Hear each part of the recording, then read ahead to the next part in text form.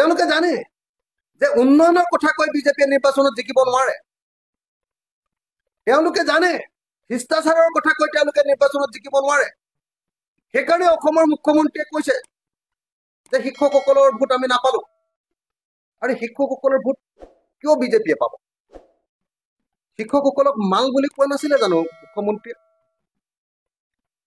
টিভিৰ সন্মুখত বহুৱাই কোনোবা এজন শিক্ষকৰ মদ্যপান কৰাৰ উদাহৰণ দেখুৱাই দেখুৱাই সমগ্ৰ শিক্ষক জাতিক গালি পৰা নাছিলে নে অসমৰ মুখ্যমন্ত্ৰীজনে?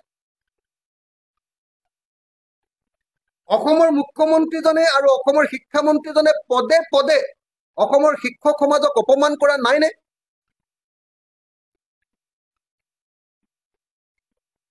অসমৰ শিক্ষকসকলক কৰা অপমানৰ পুতক নিশ্চয় অসমৰ শিক্ষকসকলে তুলিবই। অসমৰ শিক্ষকসকলৰ এটাও সমস্যা সমাধান কৰাত তেওঁলোক ব্যৰ্থ হৈছে। প্ৰত্যেকটো প্ৰশ্ন উত্থাপন কৰিছে, কোনো প্ৰশ্নতে এতিয়ালৈকে সমাধান দিব পৰা নাই। LP স্কুলবিলাকত প্ৰধান শিক্ষক লাগে বুলি কৈছে, সেইটোও দিব পৰা নাই। গতিকে শিক্ষকে তেওঁলোকক কিয় ভোট দিব? আৰু আটাইতকৈ ডাঙৰ কথা যে শিক্ষকসকল শিক্ষিত মানুহ, শিক্ষকসকল শিক্ষাগুৰু, শিক্ষকসকল সমাজৰ পথ প্ৰদৰ্শনকাৰী। তেওঁলোকে বুজি পায় কোন চৰকাৰক ভোট দিয়া উচিত, কোন চৰকাৰক ভোট দিয়া অনুচিত। তেওঁলোকে জানে যে বিজেপি হল এটা সাম্প্ৰদায়িক দল। তেওঁলোকে জানে যে বিজেপিয়ে ভাৰতৰ জনতাৰ বাক স্বাধীনতা হৰণ কৰি পেলাইছে। বিজেপিয়ে মূল্যবৃদ্ধিৰে দেশৰ জনতাক খতম কৰি পেলাইছে। সেই কথাটো শিক্ষকসকলে জানে। আৰু সেইকাৰণে শিক্ষকসকলে ডেফিনেটলি এবাৰ বিজেপি ভোট নিদিবৰ কাৰণে লোৱা সিদ্ধান্তটো সকলোৰে কাৰণে আদৰণীয়। এতিয়া শিক্ষকসকলে ভোট নিদিয়া কথাটোৰ কাৰণে নিজৰ দুখটো স্বীকাৰ নকৰি, শিক্ষা ব্যৱস্থাটোক ধ্বংস কৰি দিয়াৰ কাৰণে নিজৰ দুখটোক স্বীকাৰ নকৰি, মুখ্যমন্ত্ৰী হিমন্ত বিশ্ব শৰ্মাই অসমৰ ইতিহাসৰ আটাইতকৈ দীঘলীয়া শিক্ষামন্ত্ৰী। তেওঁৰ দিনতে অসমৰ আটাইতকৈ বেছি শিক্ষানুষ্ঠান বন্ধ হৈ গৈছে অসমত। তেওঁৰ দিনতে অসমৰ শিক্ষা ব্যৱস্থা ধ্বংস হৈ গৈছে। বিদ্যালয়বিলাকৰ সকলোতে পানী পৰাৰ অৱস্থা। কোনো এখন স্কুল ভালকে চলি থকা নাই।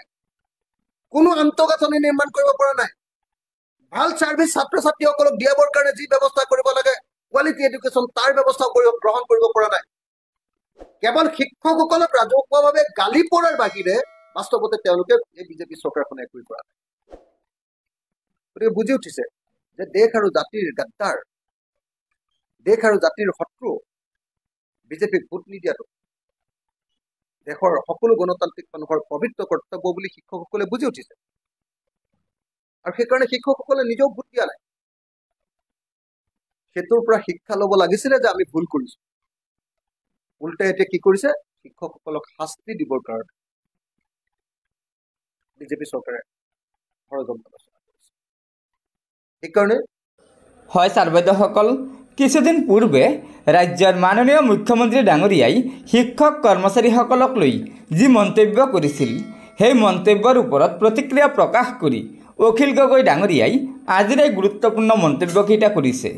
হয়, অখিল গগৈ ডাঙৰীয়াই কৈছে যে ৰাজ্যৰ শিক্ষাগুৰুসকল শিক্ষিত মানুহ, সমাজ নিৰ্মাণত শিক্ষক কৰ্মচাৰীৰ গুৰুত্বপূৰ্ণ অৱদান আছে। সেয়েহে মুখ্যমন্ত্ৰী ডাঙৰীয়াক অখিল গগৈ ডাঙৰীয়াই আহ্বান জনাইছে যে ৰাজ্যৰ শিক্ষক কৰ্মচাৰীসকলৰ যিসমূহ সমস্যা আছে, সেই সমস্যাসমূহ অতি শীঘ্ৰে সমাধান কৰিব লাগে। হয় ছাৰ বাইদেউসকল, এয়াই আছিল আজিৰ এই ভিডিঅ'ৰ মূল বিষয়। আশা কৰিছোঁ লগৰ বন্ধুবৰ্গক ভিডিঅ'টো শ্বেয়াৰ কৰি আজিৰ এই গুৰুত্বপূৰ্ণ খবৰটো জনাই দিব আৰু পৰৱৰ্তী সময়ত ৰাজ্যৰ শিক্ষক কৰ্মচাৰীসকলৰ বিভিন্ন খবৰসমূহ সম্পূৰ্ণ শুদ্ধ তথ্যৰ ওপৰত পোনপ্ৰথমে পাবলৈ অনুগ্ৰহ কৰি আমাৰ এই চেনেলটো ছাবস্ক্ৰাইব কৰি ল'ব। ধন্যবাদ।